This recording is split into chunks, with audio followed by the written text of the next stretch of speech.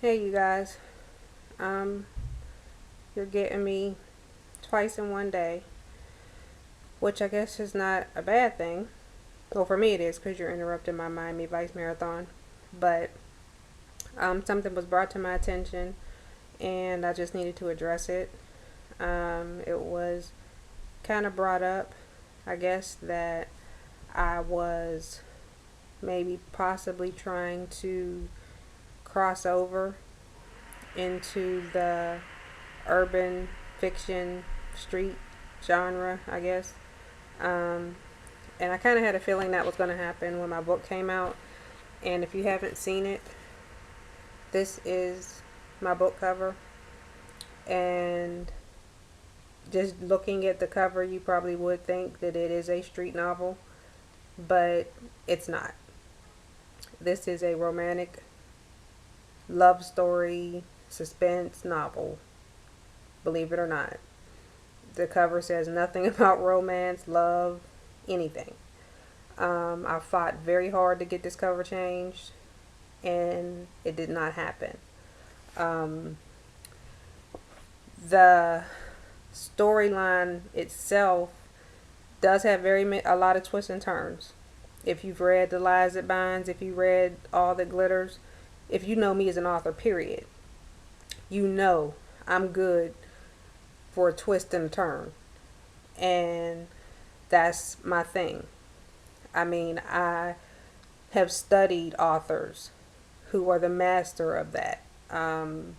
Stephen King is one of the masters of reversal of expectation, and that is one of my favorites. Um, so I have plot lines that, you know, throughout the book that do that. The characters in this book are not one dimensional, so they do have lives, they have backstories. So they're not just solely focused on one thing or each other. They are going home, they are going to work, they are dealing with things other than each other. Um, but there's no drug thread, there's no drug aspect of any sort in the book. I'm not, I wouldn't know how to write that if I tried, to be quite honest with you. Um,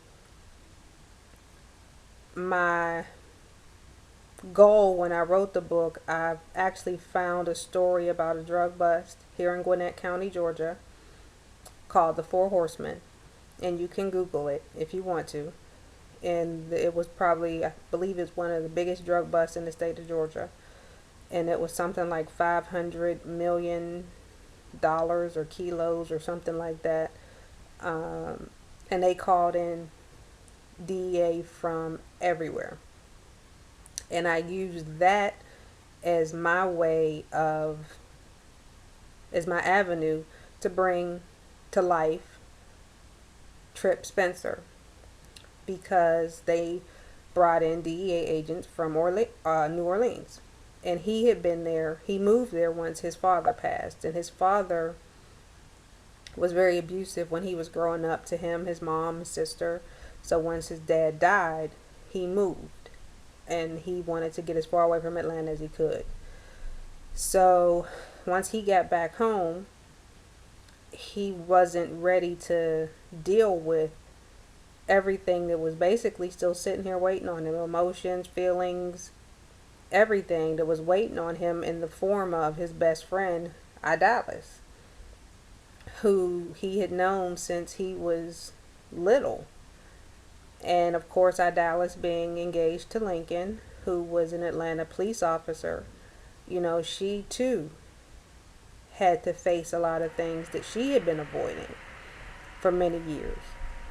So, you know, there's a lot going on in the book, and everybody's plot line intersects and is necessary to push the story forward, and is necessary for the story, mainly because I don't do one dimensional characters.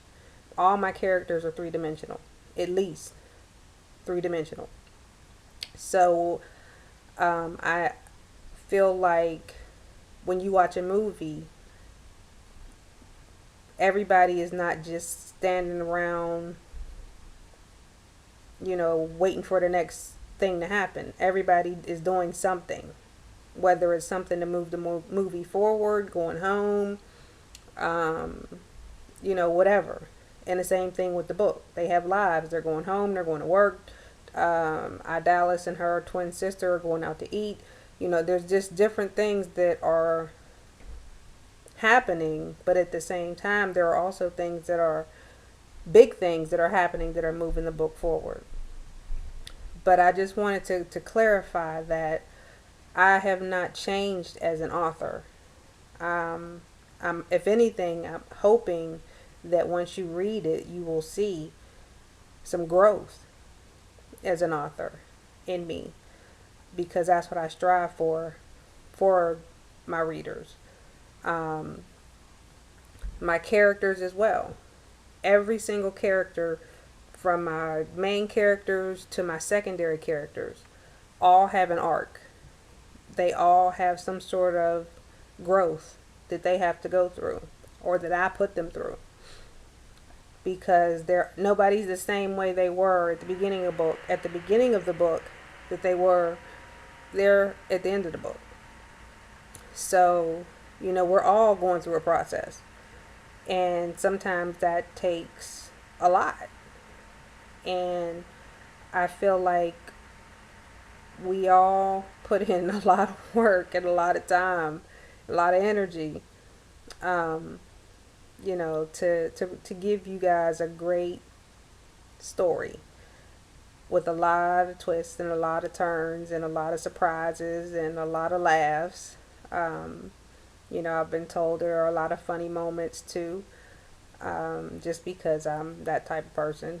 But I hope that if you have the book, you enjoy it. I hope you enjoy the characters. But at the same time, I just hope that you realize I have not changed as an author. And just, they say don't judge a book by its cover. Don't judge a book by its cover. Don't judge a book by its cover. There is a very good, deep love story in between this cover. And it definitely would fare well for you to read it. I've been getting hit up on Twitter and in my inbox for the last few days. People have read it in a day. People have read it, got it and finished it as soon as they've gotten it. So I just wanted to clear that up, that I haven't changed. My writing style has not changed and is not going to change. The only thing that's going to change with me is that hopefully I will continue to grow and get better and continue to bring you the type of work that you like from me. Just better and more in depth. So I just hope that you enjoy the book. You enjoy the characters. A lot of you have already asked, are we going to see them again? And I hope so. I believe you will.